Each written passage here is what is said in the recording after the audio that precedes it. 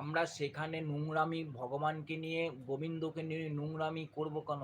আমরা এক একটা জায়গায় দেখি গোপালকে নিয়ে মাঠে নামিয়ে নাঙ্গল চষছে কিছু ভিউজ হওয়ার জন্য, ভাইরাল হওয়ার জন্য। এটা কি স্বভাব আবার?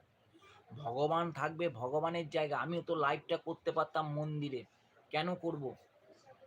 আপনি আপনি আমাদের চিনতে পেরেছেন তো দাদা?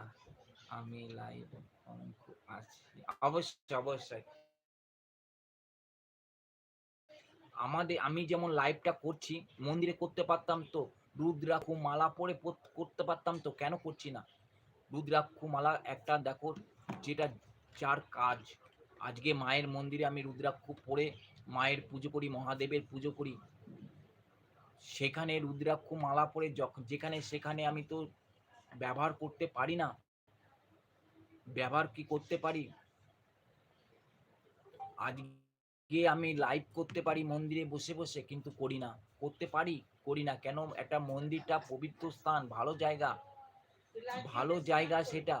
সেখানে আমি নোংরামি করে সেটা অপবিত্র করব কেন?